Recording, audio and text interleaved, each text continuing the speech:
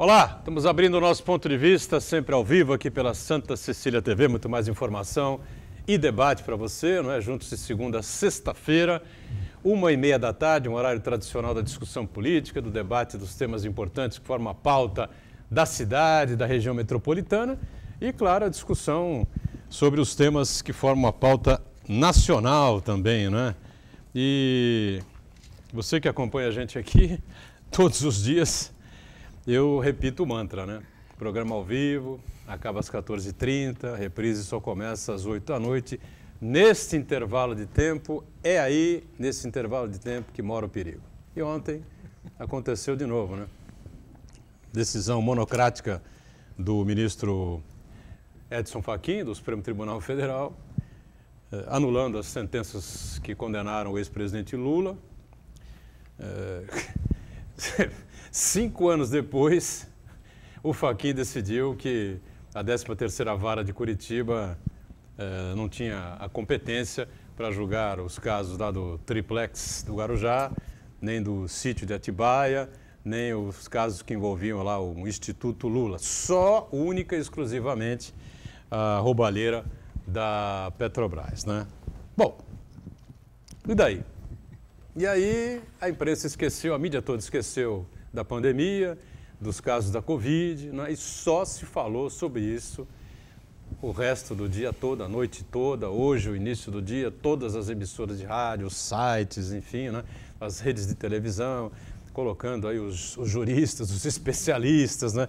Para fazer as análises, para fazer essas avaliações todas, enfim, né? Marco Aurélio Mello foi radicalmente contra, é o único ministro que eu ouvi, né, nesse meio tempo. Marco Aurélio Mello radicalmente contra a decisão tomada pelo ministro Fachin, que devia ter sido tomada ou realizada em plenário do Supremo Tribunal Federal. E, na verdade, dos especialistas que a gente acompanhou por aí, aqui da região e a nível nacional também, o que se conclui é que Fachin colocou 2 novos candidatos, um velho, né? Um velho novo candidato no jogo, 2, né? No jogo sucessório de 2022. O ex-presidente Lula, pelo PT, e o ex-juiz Sérgio Moro, né? Que sofre aí um processo aí no Supremo Tribunal Federal de suspeição, essa situação toda que está colocada aí, né? Só lembrando, né? Nós batemos novos recordes de óbitos por conta do Covid-19. Mais uma vez, onde é que está a vacina? Cadê a vacina? Né? O ministro Pazuello mais perdido que segue em tiroteio, cachorro em dia de mudança, ou sei lá que diabo você possa optar aí do outro lado, né, que você está acompanhando a gente. Uma hora ele disse que vão ter 10 milhões, outra hora ele disse que vão ter 20 milhões, outra hora ele disse que só vão ter 2 milhões, entendeu? Completamente perdido. Né? Ministério da Saúde do Brasil, ninguém sabe, ninguém viu. É uma lástima que acontece no país, né? E o único país do mundo que tem realmente uma expertise, né? Uma cultura extraordinária em vacinação, graças ao SUS. O Brasil é acostumado a vacinar 80, 90 milhões de pessoas em 90 dias, em 3 meses, né? Todos os anos, né? Seja lá a vacina que for, para gripe, para H1N1, sarampo, seja o que for, né? Para dengue, infelizmente, não tem, para o chikungunya, lamentavelmente, também não temos ainda. E vivemos aí de uns pinguelos aí do Coronavac, de outros pinguelos aí da AstraZeneca. Agora parece que vamos ter um reforço razoável, né, na AstraZeneca, lá com a Fiocruz, no Rio de Janeiro. E vamos levando, né? Agora vem o Lula na parada, né? O Lula que até outro dia era o chefe da quadrilha, né? Ele saiu com 80% de avaliação positiva. Fez a Dilma, que foi a pior presidente da história do mundo, até hoje, né? Agora a gente já não sabe mais se isso vai perdurar ou se ela vai ser superada pelo atual, né? Aí o Lula virou ladrão, virou bandido e tal, tinha que ser preso e tal, o Lula foi preso. Agora o Fachin disse que ele não valeu nada. Não valeu nada. Pô, ué, os 9 anos do Moro, os 12 anos do TRF4, os 8 anos do STJ, não é? O 1 ano e meio preso. E aí, se não valeu nada, vão devolver o 1 ano e meio que ele ficou preso lá? Ah, não, porque foram decisões juridicamente perfeitas, não sei mais o quê. Olha, o que a gente vai esperar de uma situação dessa? Não vai esperar nada, né? Não, vou retirar o que eu falei. Alguma coisa a gente tem que esperar, né? Brasileiro, profissão, esperança, não vamos perder a fé jamais, né? Ponto de vista mais uma vez ao vivo, com a reprise, você sabe, às 20 horas, sempre aqui pela Santa Cecília TV. Hoje recebendo mais uma vez um jovem que é muito antenado com as questões da política, com as questões sociais, médico veterinário Pedro Filetti, que vai dar um peso, né, diferente aqui na bancada, um peso mais jovem, né, e ideias mais renovadas. Ele que está sempre aí girando pelas redes sociais, acompanhando o que todo mundo diz, que o pessoal mais novo, molecada não, porque não cai bem, né, mas o pessoal mais jovem, aí na faixa de 22, 24, 25 anos de idade, o posicionamento que o pessoal vem tomando por aí. Prazer recebê-lo, Pedro, tudo bem? Tudo bem, prazer é todo meu. Para mim é uma grande oportunidade estar aqui falando no seu programa, que é um programa de grande audiência, né? Um programa que todo mundo assiste, tem uma grande credibilidade e com pessoas tão especiais na mesa também, né? E é uma preocupação, né? Falar da vacina, né? O Brasil demorou muito, né? Eu queria abrir o programa com a minha participação falando da vacina. O Brasil demorou muito, né? Para ver a situação da vacina e hoje a gente está colhendo esses frutos, né? Negativos, né? De ter a população numa instabilidade, né? A gente sem saber o futuro do nosso país, as pessoas andam hoje na rua preocupadas, com tudo, financeiramente, emocionalmente, né?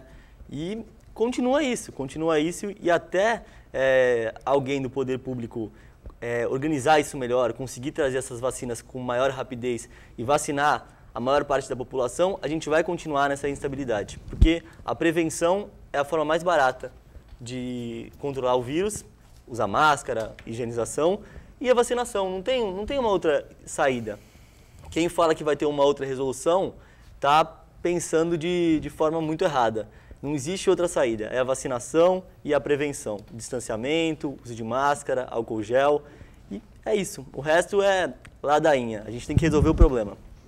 Muito bem, obrigado ao Pedro por estar conosco. Fernando Chagas, cientista político, mais uma vez participa aqui com a gente, né? Mais um momento turbulento.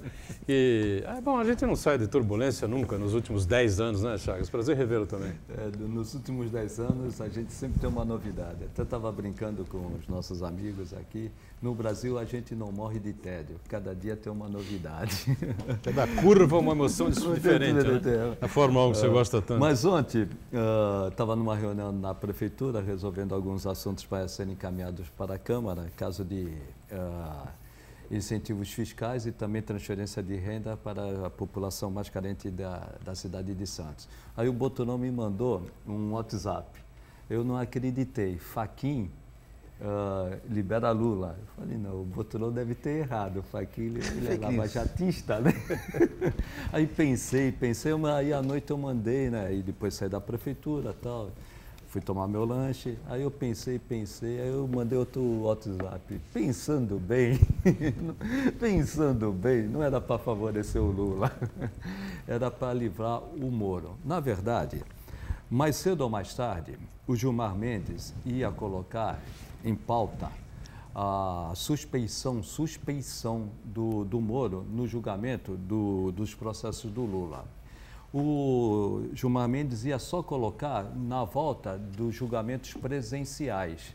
Mas devido a alguns fatores que ocorreram recentemente, inclusive de dimensão nacional com a família do Bolsonaro, e toda essa agitação política e também governamental que nós estamos tendo, inclusive como o Pedro falou da vacina, o Gilmar Mendes ia antecipar esse julgamento. E na antecipação do julgamento, naturalmente, seria 3-2 e pode ser até 4-1, por uma decisão de suspensão das ações julgadas pelo Moro. Isso ia ter uma repercussão geral e poderia e pode ainda anular todas as decisões do Moro. Não se restringiria apenas ao Lula, a todos do Moro. O Fachin, percebendo isso, se antecipou e num habeas corpus, que pode uma decisão monocrática. Eu não vou aqui discutir as questões jurídicas, apenas políticas. Ele antecipou para salvar o Moro e, como o Boturão bem colocou, né, para colocar o Moro na disputa. E colocou junto com o Moro na disputa o Lula. Então, ao contrário de que todo mundo está falando, que o Fachin beneficiou o Lula, beneficiou indiretamente, que o Lula ia ser, as ações do Lula iam ser anuladas, mas junto ia prejudicar o Moro. Para não prejudicar o Moro, o Fachin se antecipou. É uma decisão jurídica que pode ter interpretações para um lado e para o outro. Podemos até discuti-las aqui, mas eu quero pegar no ponto essencial. O ponto essencial, eu vejo que vai haver uma polarização.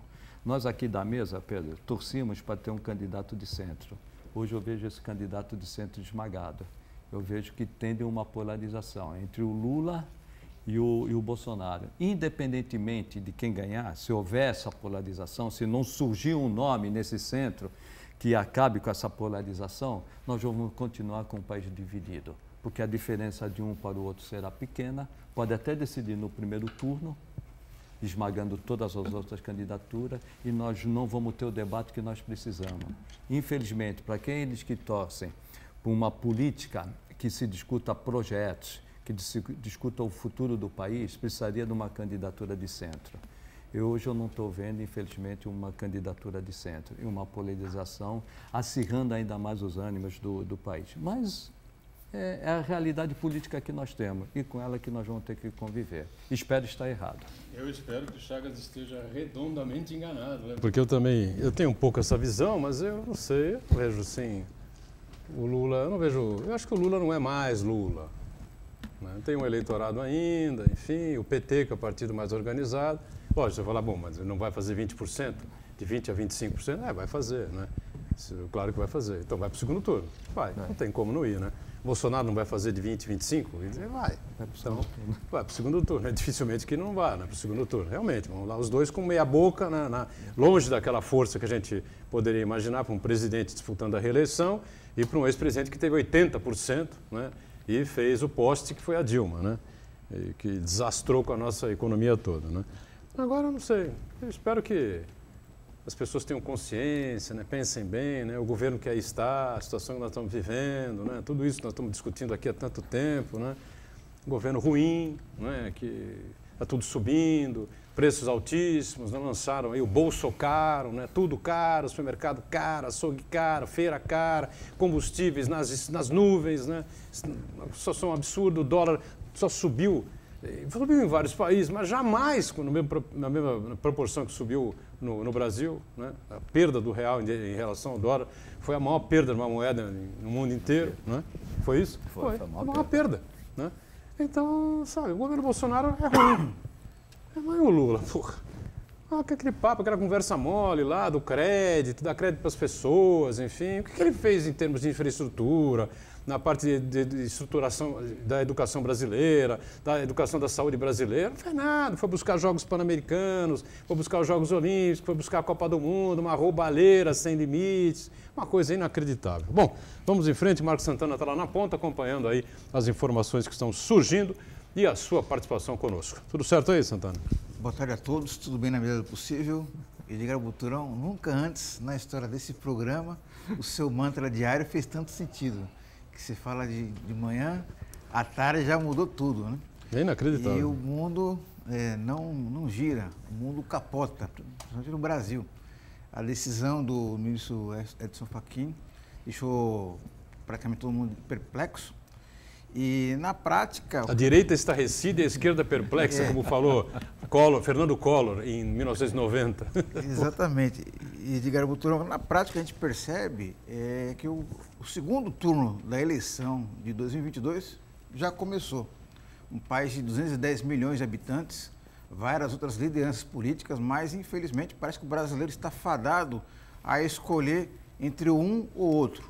O bolsonarismo ou o representante do petismo. No meu ponto de vista, isso é muito ruim para o país, a partir do momento que você limita as opções. E, no fundo, é isso que os dois querem, as duas lideranças querem. O Bolsonaro e o Lula querem esse confronto direto, essa antecipação do debate político, essa polarização, o clima do nós contra eles.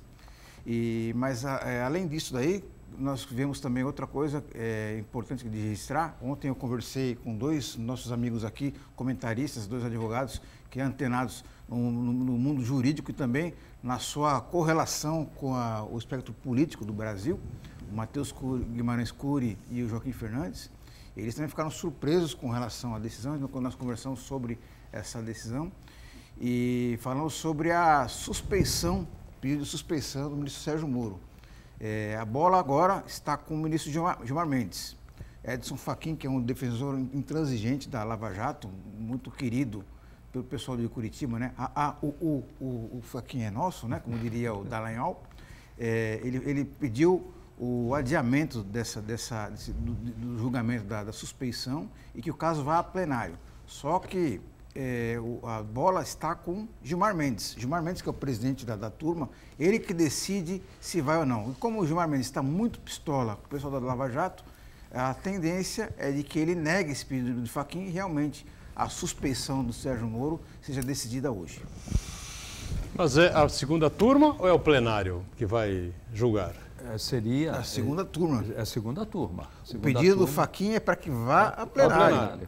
Mas mesmo indo para plenário, ou pela suspeição ou pelo habeas corpus, o Lula vai ser, por uma das duas ou por ambas, o Lula vai ser liberado. O que eu vejo, pelo aspecto jurídico, deveria ser a segunda turma, e nessa segunda turma eu acredito que seja 3-2, pela suspeição do Moro.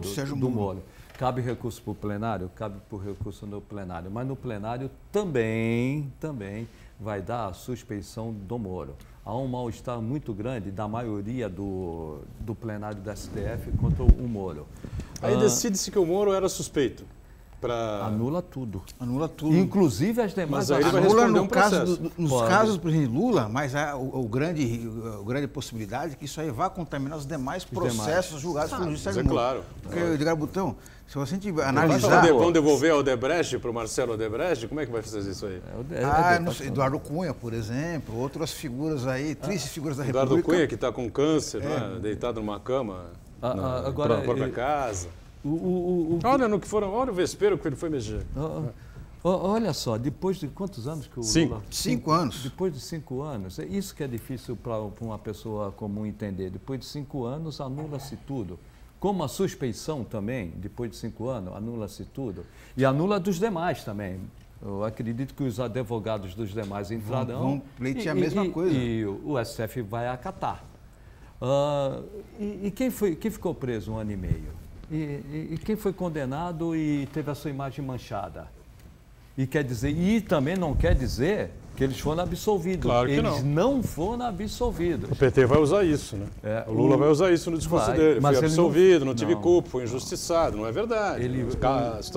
Os processos vão começar de novo. No Distrito Federal, aí cabe o juiz de primeira instância, que tem um garantista e um progressista ali, um juiz de primeira instância que pode aproveitar ou não as provas. Sim. Vai ficar a critério, a gente chama de discricionariedade do juiz. Mesmo aproveitando, né, Chagas? Acho que não há tempo suficiente, porque tem 1 ano e pouco aí, né? E vai prescrever, né? Porque tem muito recurso para a defesa solicitar, pedir. Ele é candidato. Ele é candidato, eu acho que o Moro também. O Fernando Chagas, mas também com o mundo no Brasil ele capota. É possível que um juiz de primeira instância no TRF1 em Brasília, ele deu uma decisão a toque de caixa para condenar o Lula e, na segunda instância, também o TRF1 confirme a decisão. Não acredito. Mas tudo pode acontecer. Eu acho muito pouco provável, mas no Brasil, tudo pode acontecer. Pedro Filete, o que você... ala jovem aí. Não, estou escutando tudo que vocês estão falando com muito brilhantismo e tudo que vocês estão falando é verdade. E o que me preocupa mais é que isso tudo gera uma instabilidade jurídica no país. E os investidores, né, que querem investir no Brasil, então imagina, você de qualquer lugar do mundo você quer investir no Brasil. Você vai investir num país que não vacina, um país que está polarizadíssimo, ainda mais agora, né, que agora vai ter esquerda e direita uma briga, né? Vai ser o pior debate do mundo, né? Se confirmar essa eleição, vai ser o pior debate do mundo. O debate de brigas, né? Não de ideias, não de proposta. Então, um país sem vacina, com uma polarização enorme, um país com a moeda desvalorizada, um país perdido no meio dessa pandemia. Então, tudo isso gera uma instabilidade enorme para os investidores. E o Brasil tende a cair cada vez mais. As coisas vão ficar mais caras no mercado, a inflação vai subir. Que caminho que a gente está querendo levar, né? Então eu acho que ele mexeu, que nem você falou, num vespeiro mesmo, que vai mexer não só nisso, mas em outros processos também e vai gerar uma confusão gigantesca, né? A gente não precisa disso agora no nosso país, a gente precisa de vacinação prestar atenção nessa pandemia, crescer os empregos, né? Que o desemprego no país está cada vez maior. É isso que me preocupa, é as pessoas mais pobres conseguirem ir no mercado, conseguirem comprar comida para dar para sua família, né? O pai de família hoje em dia está trabalhando mais e está ganhando menos, né? E o dinheiro está sendo menos valorizado. Então, eu acho que é isso que os políticos têm que prestar atenção agora, é isso que a gente tem que prestar atenção.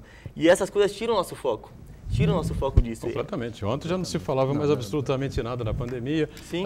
Registrou-se lá os números e tal, uma ponto e vírgula, volta, Sim. Continua falando do caso e tal. E agora o Lula vai pegar mais força também, para falar que ele foi injustiçado, tal, que tudo aquilo, tu vê, eu sou inocente e tal. E o Bolsonaro, na minha opinião, acho que o Bolsonaro já vai também bater mais, vai querer que tenha essa divisão. Olha, você quer que o PT volte? Você não quer que o PT volte, né? Então, vota em mim. Só que também o governo dele é o governo que a gente gostaria que ele estivesse fazendo. Ele está cuidando da economia. O Paulo Guedes falou que o dólar chegaria a R$5 só se ele fizesse muita besteira. Ele vai chegar a 6. Ele falou que só se ele fizesse muita besteira. Então chegou a 6. Será que ele fez muita besteira? Não fez? Então... E falavam também na época da campanha que o dólar ia para R$5 se o Haddad fosse presidente, com a volta do PT. Às vezes a pessoa... Vai bater 6 aí, daqui a pouco você onde vai. E o jovem não entende isso. Fala e o litro da gasolina? Vai para quanto o litro da gasolina? Ele fala assim, pô, tá subindo, mas eu não compro dólar. Pensa o leigo, tu não compra dólar. Tudo é comprado em dólar, né? Mas, Pedro, você sobe tudo. Tocou num ponto importante. No início desse ano, até que o dinheiro estrangeiro estava voltando para o Brasil. Aí houve a intervenção do Bolsonaro, houve intervenção do Bolsonaro na Petrobras. Sim. Ele pode até que não se concretize. Não, mas foi, com certeza. Houve uma intervenção. Sim. Aí o dólar saiu do país de novo. Sim. A bolsa subiu, a bolsa desabou e o dólar subiu. Aí, ontem de novo, a bolsa cai, aí tinha se recuperado, cai de novo, o dólar tinha caído, sobe de novo, aí é o Lula. Não é o Lula, é essa polarização. Sim. Essa polarização que o mercado ele não quer essa polarização, porque é o que você falou, não vão ter discussão de ideia. Imagina um segundo turno, o Bolsonaro de um lado, o Lula de outro. Sim.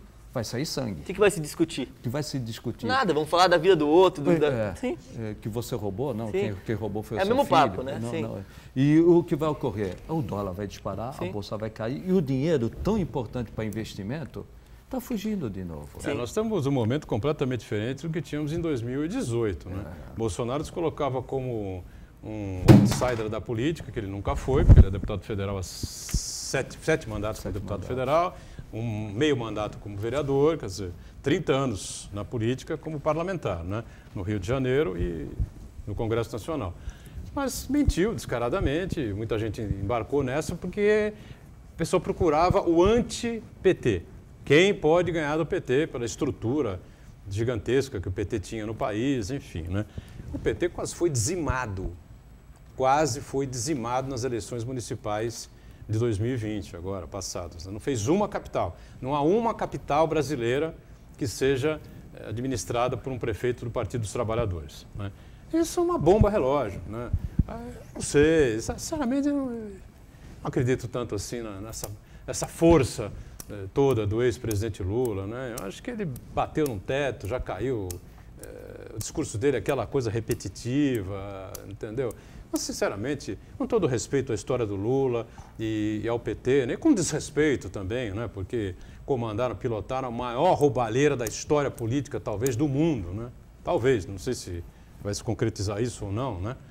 Mas, pô, já encheu o saco também o Lula, viu? No intervalo a gente volta já.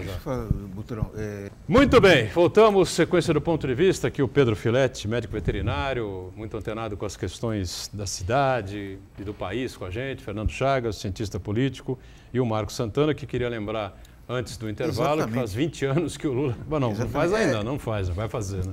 Já vivemos momentos históricos bem diferentes. O Brasil de 2022 vai ser muito diferente do Brasil de 2002, quando o Lula, pela terceira vez, ele pleiteou a presidência da República, e aí dessa vez ele conseguiu, né? Pela quarta vez. Até perdi a conta aqui. Quarta vez. É a quarta vez que ele pleiteou a presidência. Perdeu 3. Finalmente ele conseguiu. E ele, com aquela famosa carta aos brasileiros, quando ele falava que ele seria o Lulinha Paz e Amor, prometia muita abertura da economia, colocou Henrique Meirelles para presidir o Banco Central, Antônio Palocci, um diálogo muito grande com o mercado financeiro e assim por diante. Agora, 2022... Palocci realmente teve... Olha, o diálogo do Palocci com o mercado financeiro muito foi enorme, enorme. Até acharam 150 milhões nas contas dele. Foi profícuo para ele, né? Porra, olha... É brincadeira uma coisa dessa. Então, e agora, em 2022, um momento histórico completamente diferente. E, infelizmente, vamos ter essa polarização no Brasil que eu acho que não interessa para a democracia, não interessa para o desenvolvimento do país, não interessa para o brasileiro comum que quer prosperar. Mas o que eu vejo já está discutindo isso lá, fala com o Boturão. Falta a figura do centro. E fazer um líder do centro no curto prazo de tempo, eu acho que é difícil. E como vai 2022... Nos ficar de olho nos comunicados da Rede Globo de televisão. Né? Temos que ficar de olho nos comunicados. Né? Vai que Luciano Huck aceita o domingo que vai ser aberto pelo Faustão, cai por terra completamente a possibilidade dele ser o líder desse centro aí que nós estamos discutindo, essa construção em cima dele, enfim. Né? Aliás, que para bom entendedor, minha palavra basta. Né? O candidato à presidência da República em 2022 do ex-presidente Fernando Henrique Cardoso é Luciano Huck. Isso é indiscutível. Né? O Luciano Huck é um dos líderes desse grupo Comunitas, né? Isso. Que investe em gestão pública, né? Essa coisa toda. Aliás, o Paulo Alexandre Barbosa, ex-prefeito de Santos, faz parte desse grupo, dá palestras, está fazendo mentoria pelo estado de São Paulo. Exatamente. Né? Mas o que eu vejo aí, telespectadores, o segundo turno começou de 2022 e a tendência é, se não aparecer esse centro, é cada vez radicalizar mais, um xingando o outro. Sim. O pessoal vai começar a gravitar. E o que eu vejo, o Lula é uma pessoa inteligente. Ele deve chamar uma mulher de centro, famosa, grande empresária para ser sua vice. Dona de uma grande rede de lojas, para trazer o Eu já sei até com o que você está... De mulher para mulher, seria Marisa? De mulher para mulher? Você acha? Mulher, acho. Ele vai chamar a Marisa? A dona da Marisa? Como é que chama ela? A Luísa Trajano. Luísa Trajano. Ela... Mas ela iria para vice, como foi o ex-vice Zé Alencar? Olha, ela tem discutido muito política. Muito. Eu percebido isso. Né? Seria uma pessoa até mais dinâmica do que o José Alencar. Sim. Eu vejo que o Lula ele vai buscar isso para pegar esse lado... centro. Trazer uma figura feminina e pegar esse lado do centro. Isso. Para, inclusive, trazer o mercado financeiro, que o mercado financeiro, parte do mercado financeiro já não aguenta mais o Bolsonaro. Sim. E foi o mercado financeiro. O mercado financeiro não ganha eleição, mas ajuda a ganhar. Investindo muito, aplicando muito. Sim. Eu acredito que boa parte do mercado financeiro já desistiu do Bolsonaro, não quer o Lula e busca essa figura que nós estamos buscando aqui, né? E que, Pedro, eu ainda não achei. Eu acho que só tem duas figuras no centro. Né? Uma é o Ciro Gomes. O Ciro teria que criar, como eu estava conversando ontem, trocando mensagem com o Rafael Quaresma, ele tem que criar o Cirinho Paz e Amor. Ou ele cria o Cirinho Paz e Amor, né? E dá uma guinada, meia guinada à direita e meia guinada ao centro, consegue 2, 3 partidos de centro-direita e 2 partidos, talvez PSB, não sei qual aí, Rede, ou não sei, porque o Rede não vai com o PT de jeito nenhum, né? A Marina Silva não vai admitir, hipótese alguma, apoiar o Lula. Né? Imagino eu, hoje estamos em março, que horas são aí? 1h59 minutos, daqui a pouco aparece a Marina com a bandeira do Lula, eu quebro a cara aqui, então... Não sei exatamente na hora que vai acontecer. Ela vai com o Ciro. Eu acho que ela vai com o Ciro Gomes, tá certo? Então você teria o Rede junto com o Ciro, enfim. Como disse o Rodrigo Maia lá atrás, né? A única expectativa do centro seria o Ciro Gomes, que tem voto, que é conhecido, é um cara famoso, de nome e tal, né? Já tentou várias vezes, foi ministro, foi prefeito, foi governador do Ceará. Tem programa de governo, né? Vai ter que abrir concessões para um lado, concessões para o outro. Agora, ele parece que não se convence muito disso, enfim, né? E se não se convencer, será engolido, né? E o outro seria, então, como eu disse, né? Vamos aguardar os comunicados oficiais da Rede Globo para a gente saber o que vai acontecer. Até meados do ano, aí, junho, julho, né? Vai ser tomada uma decisão, né? Ou o Huck vai para o domingo, assume o domingo, E se o Huck não for para o domingo, pode ter certeza absoluta que ele vai sair da Globo no final do ano e será candidato. Aí, das duas, uma, né? Não há muita alternativa com relação a isso. 36.915 casos de Covid-19 confirmados em Santos, 1.120 óbitos, 105.733 casos na Baixada, 3.341 brasileiros perderam a vida na Baixada Santista. Deixamos sempre aqui os nossos sentimentos de todo o time aqui do Ponto de Vista, a você que perdeu um parente, perdeu um amigo, enfim, né? Em São Paulo, 2.117.962 casos, 61.584 óbitos. No Brasil, 11.055.480 confirmações, 266.614 pessoas perderam a vida, né? Nesse momento, claro que já passamos os 267 mil, estamos ao vivo, os números são de ontem às 7 horas da noite, né? 7h30 da noite, aproximadamente. Já estamos nos aproximando, passando aí a casa de 270 mil, aproximadamente, quase 270 mil em números oficiais, nos aproximamos rapidamente de 300 mil brasileiros mortos. E o presidente chamava isso de uma gripezinha, de um resfriadinho. Se negou a comprar as vacinas da Pfizer, que foram oferecidas em agosto de 2020. E nós estamos aí, ó, fase vermelha no estado de São Paulo. João Dória erra o tempo todo, né? É um governador ruim também. Só erra. Governo ruim, né? Um dos piores governos, talvez o pior governador da história do maior estado da nação brasileira, né, Pedro? E Santos terá um hospital de campanha, bancado aí pelo governo do estado, será numa AME, explicada ontem aqui pela Ana Paula Valeiras, que é a chefe da Vigilância e Saúde. Ela que cuida das vacinas aqui da cidade, sabia, né? Nenhuma vacina entra aqui na cidade de Santos se não passar pelas mãos dela, né? E nós estamos com defasagem nesse aspecto, né? A boa notícia é que o número de óbitos em Santos caiu dessa semana que passou para outra, né? Em 36%. Pelo menos Sim. Aqui em Santos a cidade vem fazendo a lição de casa direitinho, já não é de hoje, há bastante tempo que isso vem acontecendo, desde o prefeito Paulo Alexandre, que liderou todo o processo, agora o Rogério Santos lidera aí todo esse combate ao coronavírus, com o presidente Condésio também, como foi o Paulo. Aqui em Santos a gente tem uma boa gestão dessa crise que o nosso país está vivendo, né? Em Santos eu acho que os políticos estão fazendo o papel deles, né? E a população também aceitou, né? A população está se prevenindo. Eu sinto isso nas ruas, assim. Eu sinto que as pessoas estão... Acho que já preveniu mais, viu? Vai com o tempo, vai soltando, assim, né? Vai se desleixando mais. Mas eu ainda sinto que as pessoas ainda estão preocupadas, assim, sabe? Estão seguindo as orientações da OMS e é o único jeito, né? Usar máscara, o álcool gel, distanciamento e vacina. Não tem outro jeito. Pedro, como jovens, nas ruas e nas redes, vê esse imbróglio político, como o jovem entende isso aí? Nossa, eles estavam tanto meme ontem, né? E aí eu tava dando risada. Você quer o cara, o cachaceiro, ou você quer não sei o que lá, sabe? Essas coisas assim, o bandido, essas coisas assim. Então, eu tava vendo isso na rede e eu observo muito que as pessoas estão muito perdidas, assim, e desesperançosas com a política. O Brasil sempre foi assim, né? Teve essa cultura de desesperança com a política. Mas eu nunca vi o jovem tão desligado com política. Então você fala de política, às vezes o cara só tem um lado dele e nem quer ouvir o teu lado. Não quer nem falar contigo de política. Ou ele não quer saber de nada.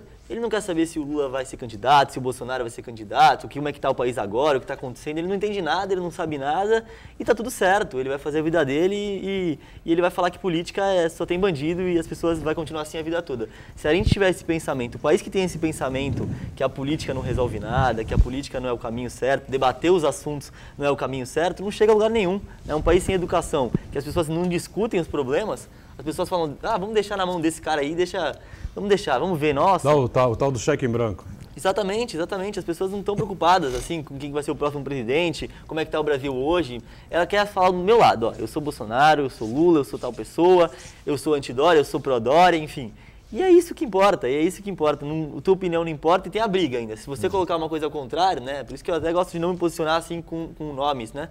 Mas assim, se você colocar um nome de alguma coisa assim, você tá errado e briga com a pessoa mesmo, né? Não é uma briga de ideias, é uma briga pessoal, assim, tipo assim, você gosta disso, então você não é legal, você não é bom, entendeu? Você é uma pessoa maldosa, como se fosse assim. Então isso que gera? Essa instabilidade no país. A gente vai continuar. Não adianta seguir esse caminho de extremos que a gente vai continuar, né? Tem que debater ideias. Ideias são debatidas. Pessoas, né? Não adianta falar sobre pessoas. Cada um tem os seus defeitos, eu acho, assim, né? Tanto Agora, Lula quanto Bolsonaro, quanto Dória, quanto, enfim, outro governador que iria vir. Né? O debate mais feio que eu já vi na minha história foi o debate Dória e Márcio França, para governadora. Foi o debate mais feio que eu vi na história da minha vida. Que eu adoro assistir os debates. Subiu a temperatura demais. Subiu e eles só falavam, e era engraçado que quando um falava do outro, o outro dava risada, assim, do que tava falando. Então, você fez isso, aí o outro ficava com uma cara assim, ó.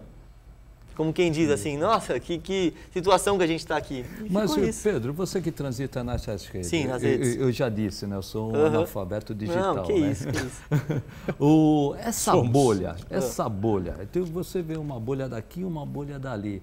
Ela também não foi criada pela internet?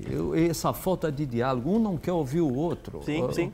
Um é incentivado na própria rede, isso? Com certeza, né? E eu acho que até os próprios apoiadores desses candidatos colocam fogo nisso, sabe? Eles querem que tenha essa divisão mesmo, sabe? Eles querem que você escolha um time, como se fosse assim. Não, o nosso time não é o Brasil, meu time é tal ou tal pessoa. Eu acho que é forçado por essa própria internet. Então, isso é uma coisa incrível, assim. Você vê os apoiadores de tal pessoa mandando aqueles memes para aqueles apoiadores e repliquem isso. E a pessoa não sabe o que ela está replicando. Mas ela está sendo usada, entendeu? Tanto por um, tanto por outro. Para ficar reprisando as ideias que eles querem que repassem, entendeu? Então a gente vê as pessoas da rede social, os jovens, né, que eu tenho mais acesso, muito perdidas. Muito perdidas. Talvez elas nem saibam o que está acontecendo no Brasil hoje em dia. Como está a situação do coronavírus, como está a vacina. Não sabe nada disso. Como essa liberação do Lula.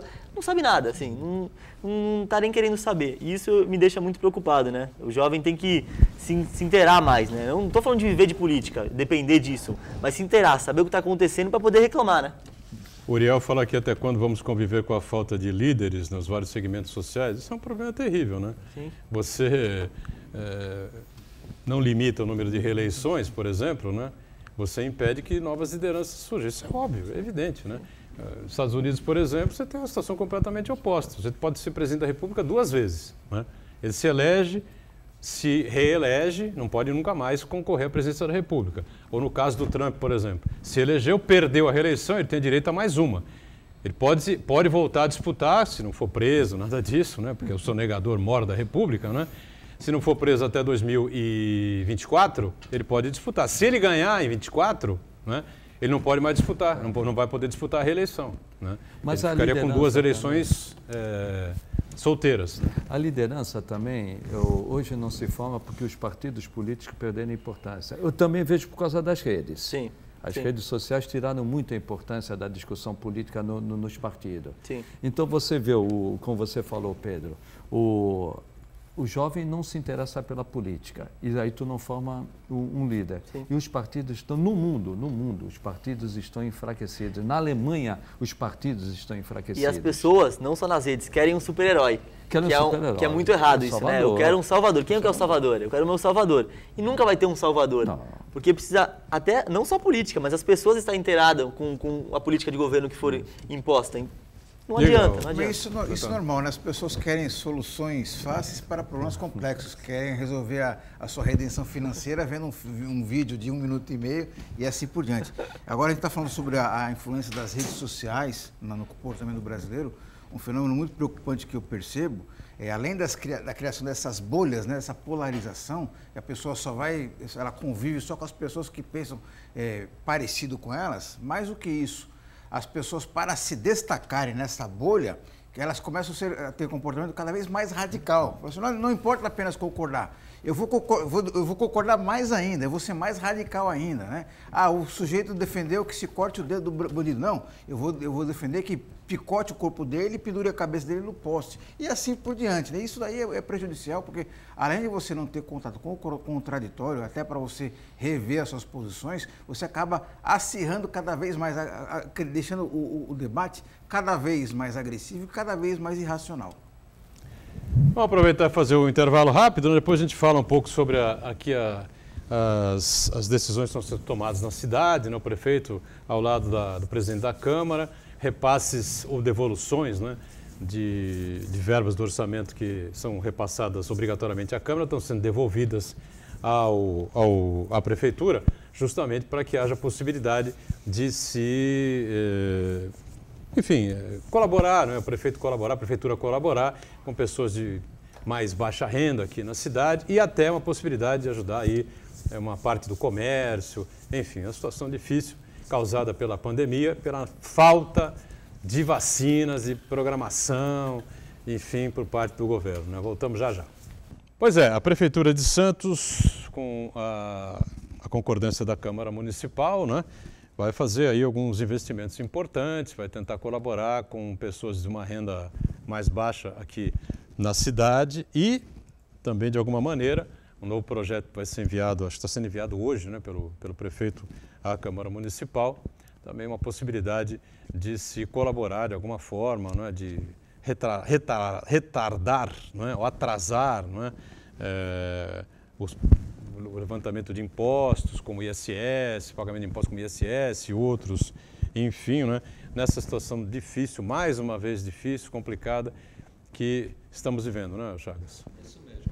Inicialmente, a Câmara de Santos, por intermédio do seu presidente Adilson Júnior, com a concordância de todos os outros 20 vereadores, são 21 vereadores em Santos, né, vão antecipar a devolução de recursos da Câmara de 12 milhões para a compra de cesta básica para a população, principalmente para os estudantes.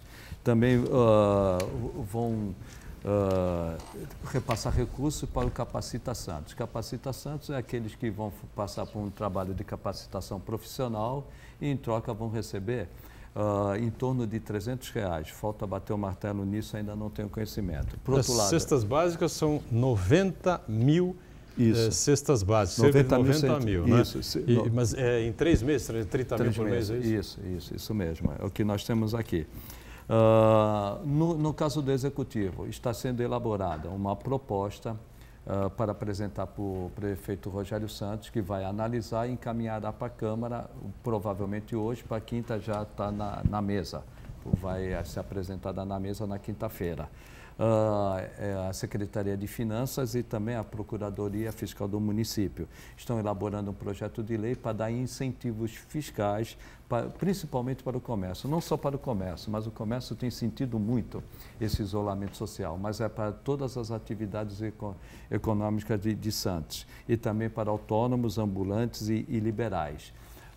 Está sendo estudado, deve fechar essa proposta hoje, vai encaminhar para a Câmara para prorrogar o pagamento, que venceria durante o ano até 30 de novembro. Então, tributos que incidem sobre a atividade econômica, estamos estudando esses tributos, vão ser prorrogados para pagamento até dia 30 de novembro, sem juros, sem correção monetária e sem multa. Eles estão acabando esse projeto que eu digo acabando, a Procuradoria Fiscal, a Secretaria de Finanças, e vai encaminhar esse projeto ao prefeito Rogério Santos, ele vai dar o aval e vai encaminhar para a Câmara. Já está nos finalmente. Eu acho que é uma boa iniciativa, né? Afinal de contas, a quebradeira não interessa absolutamente ninguém, né? O isolamento social, vou discutir se é necessário ou não é necessário, isso aí vamos deixar mais para os epidemiologistas. De certa forma, tem tido, essa segunda vai abalar muito, mas muito, os empresários de uma forma geral. Quando eu falo em comércio, é o que está fechado, mas o prestador de serviço, com o isolamento, ele sofre mais, porque o prestador de serviço precisa desse contato. Com certeza. O cabeleireiro Sim.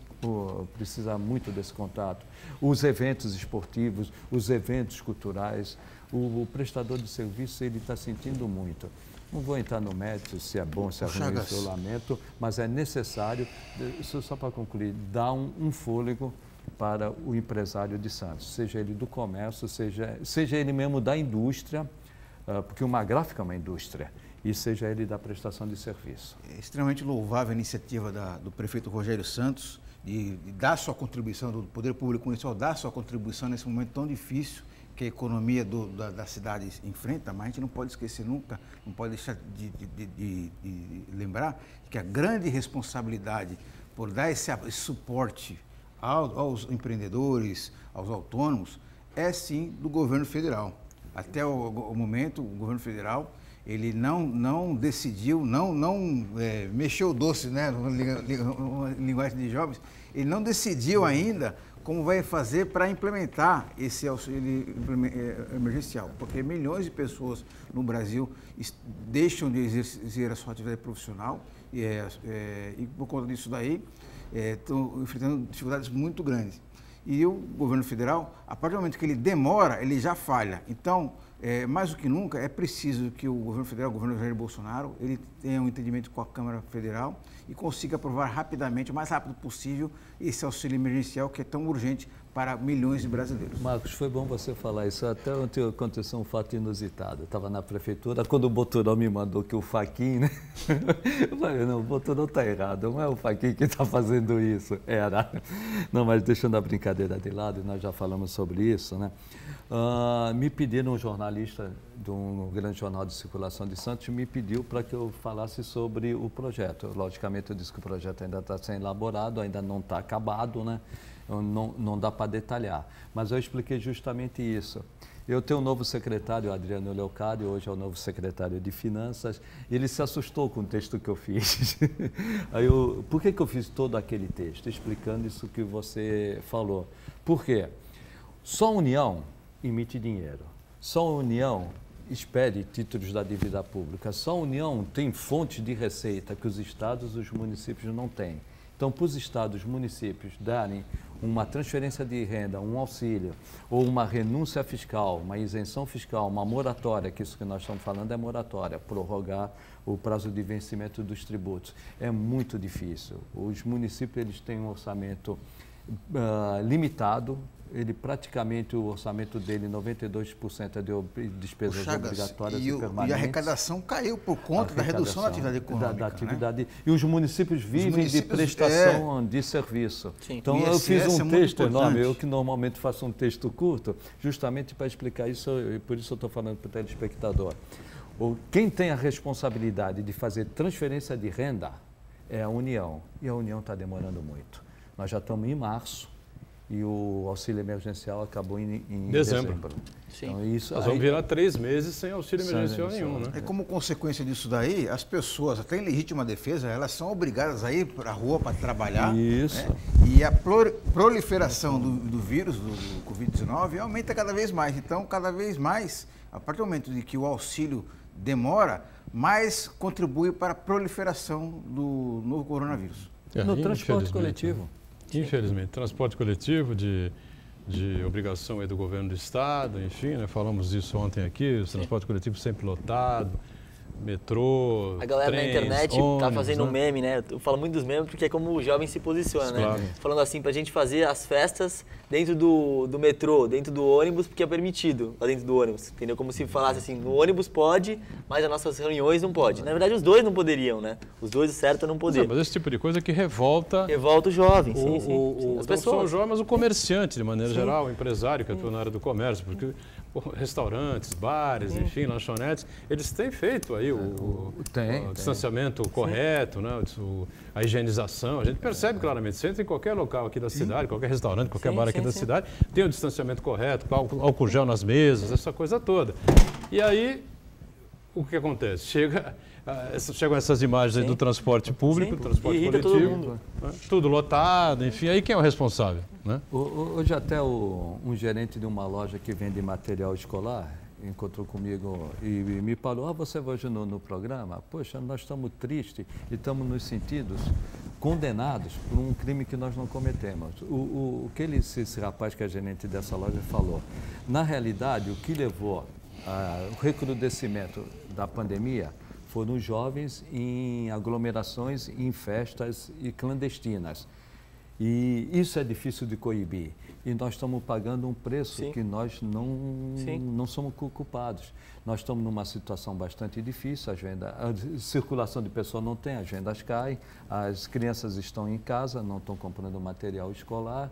Então, o comerciante, o sentimento do comerciante, eu estou sendo culpado, condenado por algo que eu não fiz. Sim, e é revoltante porque, na minha opinião, todo trabalho é essencial.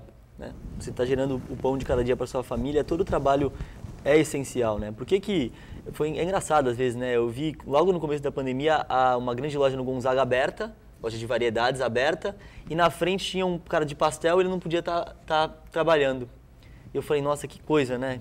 Ele não pode trabalhar, né? Será que tá certo isso? Será que tá errado? O cara tá pagando imposto do mesmo jeito, o cara tá querendo trabalhar e ele não pode, né? Então, na minha opinião, todos os comércios são essencial, né? Eu acho que tem que ter distanciamento, tem que ter a postura, as pessoas têm que ter essa consciência, estão tendo aqui na nossa cidade, mas é essencial. E Santos está diminuindo. Então, assim, Santos a gente segue as normas. Então, o comerciante fica revoltado com isso, porque ele precisa gerar emprego, ele precisa gerar renda, não só para a família dele, mas outras pessoas dependem dele, né? E mas no ano passado, Pedro, nós falamos, logo começou a pandemia, Sim. se não vier a vacina, e tinha aquela dicotomia, Sim. vacina e economia. Nós falávamos aqui, se não tiver vacina, não tem economia. Sim. E falávamos aqui, em março do ano que vem, março agora, nós vamos passar pelos mesmos problemas. O que faltou aí, até falei para o seu companheiro de trabalho, estava conversando com ele antes de começar o programa, falhou o quê?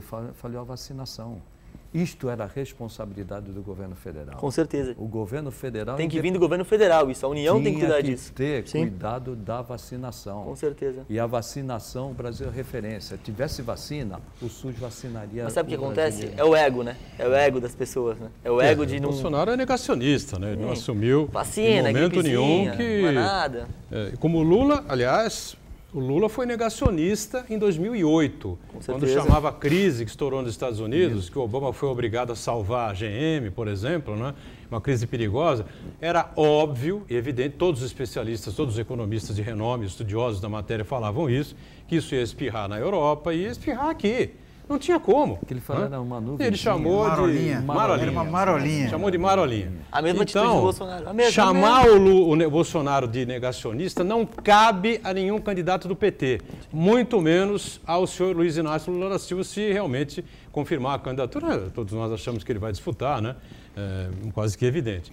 Lula foi negacionista em 2008, como o Bolsonaro é negacionista em relação à vacinação e à gravidade do coronavírus, né? Do Covid. Por falar em Lula, registrar aqui a participação da Tânia Guimarães Rios, que a gente estava no bloco anterior falando sobre a polarização do Brasil, e ela diz o seguinte: infelizmente essa intolerância de ideias no Brasil foi plantada pelo Lula, com o nós e eles. De fato, né, na campanha da Dilma. Da Dilma, quando ele percebeu que a Dilma Rousseff não era uma candidatura tão palatável assim, o que ele fez? Ele partiu para a estratégia de dividir o país.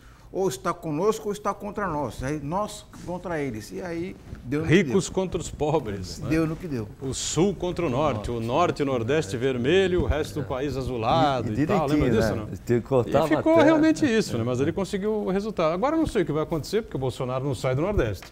Né?